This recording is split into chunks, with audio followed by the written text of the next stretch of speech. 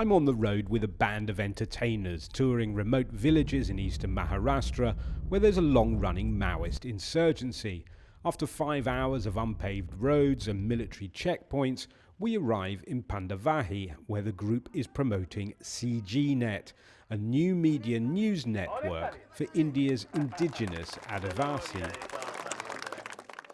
It's almost 10 o'clock. I'm exhausted. They must be as well. But they're putting on a performance. Hello? The audience love the show, even after the lights go out. The next morning, journalist Lalsu Nagoti's recording interviews. Villagers have little access to local media and none in their own language, Gundi. It's a big deal. Lalsu's here, listening to what they have to say. Later, the content will go online and others will be able to hear it on their mobiles. One man tells Lalsu they need jobs, another that aid for children is being dishonestly diverted. Lalsu shows me what then happens to his interviews. The CGNet app's designed so even if you're out of signal range, you can dial a number, choose what media to send, and later, when you're nearer a cell tower, your photo or audio is uploaded to CGNet servers. Then it ends up here, or rather, this is the cyber cafe where former BBC journalist Shubhranshu Chowdhury is curating the online content. You can see these are on air. CGNet's main aim is to give the Adivasi their own news media to help them solve the problems caused by government neglect. Alongside each story are contact details of government officers.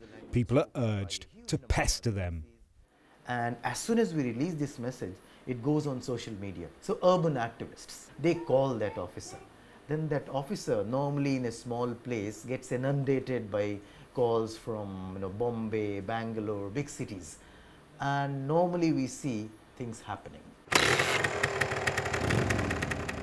To get to see how it works on the ground, we had to go deeper into the forest. Infrastructure has been neglected here. These power lines are not even connected to the grid.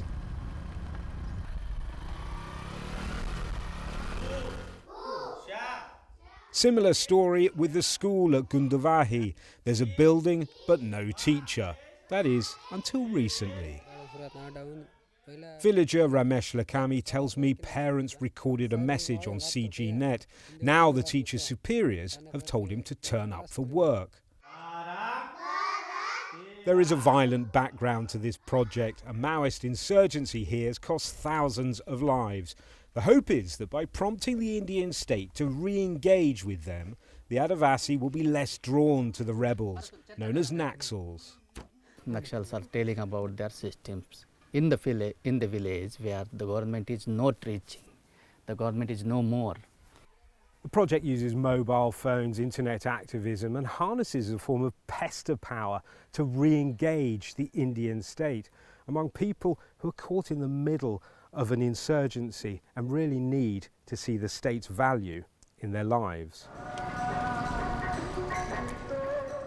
Soldiers are still patrolling here. However, CGNet is managing to get the Adivasi to speak up about their grievances, engaging with a more benign side to the Indian state.